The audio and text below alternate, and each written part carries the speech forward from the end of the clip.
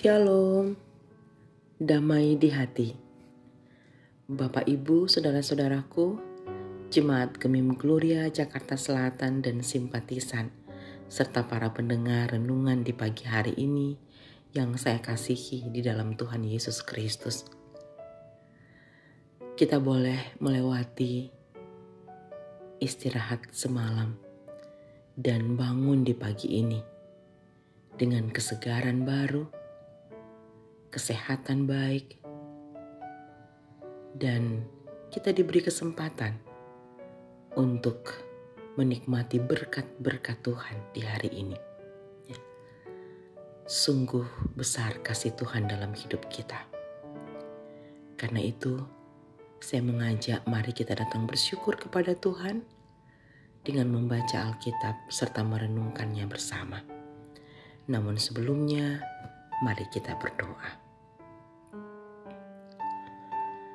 Sepanjang malam kami boleh lewati dalam istirahat yang nyenyak, tidur yang baik, dan kami boleh bangun di pagi ini.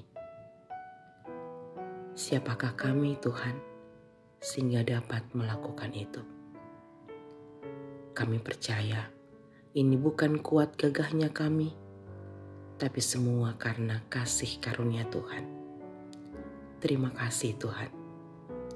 Saat ini, dalam syukur dan sukacita kami atas berkat-berkat Tuhan, kami rindu untuk membaca Alkitab serta merenungkannya bersama. Kami mohon Tuhan menolong kami, membimbing kami dalam kuasa Roh Kudus-Mu, agar kami boleh memahami firman-Mu dan melakukannya. Kami mohon ampun akan salah dosa kami, dan bersabdalah ya Tuhan, kami sedia merenungkan firman-Mu. Di dalam nama Tuhan Yesus, kami berdoa. Amin. Bacaan Alkitab di pagi hari ini terdapat dalam Mika pasalnya yang kelima, ayat 6 sampai ayat yang ke-8. Maka sisa-sisa Yakub akan ada di tengah-tengah banyak bangsa seperti embun daripada Tuhan, seperti dirus hujan ke atas tumbuh-tumbuhan, yang tidak menanti-nantikan orang dan tidak mengharap-harapkan anak manusia. Maka sisa-sisa Yakub akan ada di antara suku-suku bangsa, di tengah-tengah banyak bangsa, seperti singa di antara binatang-binatang hutan, seperti singa muda di antara kawanan kambing domba. Kemanapun ia pergi, maka ia membanting dan menerkam, sedang tidak ada yang melepaskan. Tanganmu akan diangkat melawan para lawanmu, dan semua musuhmu akan dilenyapkan.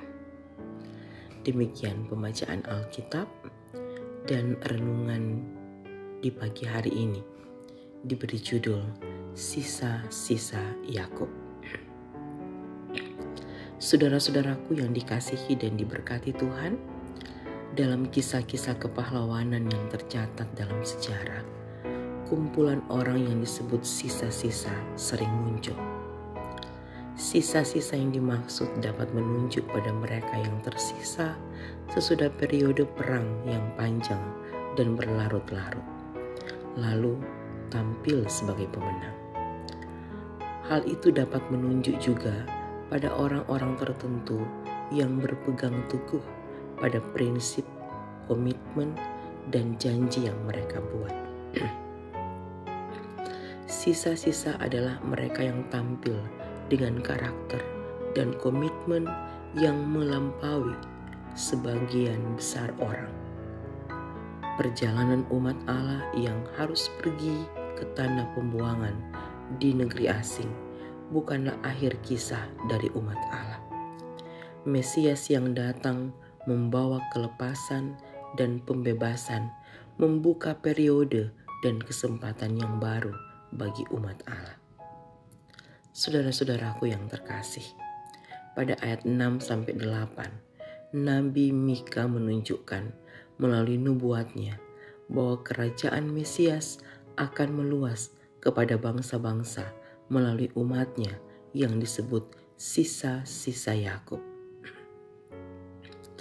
Mereka yang terlepas dan dibebaskan itulah yang disebut sebagai sisa-sisa Yakub itu, yakni orang-orang yang mendapat kesempatan baru dari Tuhan. Ayat 6 dan 7 menunjukkan nubuatan di masa depan. Kehadiran umat Allah di tengah bangsa-bangsa akan seperti embun dari Tuhan, seperti dirus hujan ke atas tumbuh-tumbuhan, seperti singa di antara binatang-binatang hutan, dan seperti singa muda di antara kawanan kambing domba. Kehadiran dan pelayanan umat Allah di tengah bangsa-bangsa akan menjadi sumber kehidupan bagi sebagian, laksana embun dan dirus hujan bagi tanaman yang adalah simbol berkat ilahi. Namun umat Allah juga akan menjadi alat penghukuman Tuhan. Bagi sebagian, laksana singa yang akan menerkam binatang hutan dan kambing domba. Saudara-saudaraku yang dikasihi dan diberkati Tuhan, pada intinya, sisa-sisa Yakub ini akan membawa dampak besar ketika mereka tersebar ke tengah bangsa-bangsa. Inilah tujuan Tuhan Allah sejak awal bagi umatnya yang dijanjikannya kepada Abraham tentang hadimia keturunan seperti hadirnya keturunan seperti bintang di langit dan pasir di laut yang akan menjadi berkat bagi bangsa-bangsa. Hal ini kelak menggenapi dalam hidup gereja Tuhan yang adalah bau kehidupan di tengah-tengah mereka yang diselamatkan dan bau kematian di antara mereka yang binasa. Saudara-saudaraku, sebagai anak-anak Tuhan, sebagai orang yang percaya, sebagai keluarga Kristen, kehadiran kita di tengah-tengah dunia menjadi perwujudan dari hakikat kita sebagai garam dan terang dunia. Laksana garam, kita dipanggil untuk mencegah pembusukan, dan laksana terang, kita dipanggil untuk mengusir kegelapan. Ini semua berhubungan dengan komitmen kita sebagai umat yang ditebus untuk hidup dalam kekudusan dan menolak dosa dari hari demi hari, serta menjadi teladan bagi orang lain. Ini tidak mudah, pasti sulit, dan pasti banyak godaan-godaan. Tetapi percaya, ketika kita senantiasa mengandalkan Tuhan, hidup di dalam Dia, dan Dia di dalam kita, maka kita pasti akan dimampukan untuk melakukan kehendak Tuhan, untuk hidup dalam kekudusan, menyenangkan hati Tuhan. Terpujilah Kristus. Amin. Mari kita berdoa. Terima kasih Tuhan untuk firman-Mu di pagi ini. Tolonglah kami dalam menghidupi panggilan sebagai garam dan terang dunia, sebagai orang-orang yang ditebus, supaya kami boleh menjadi alat kesaksian-Mu di tengah dunia ini. Terima kasih Tuhan untuk sepanjang hari ini.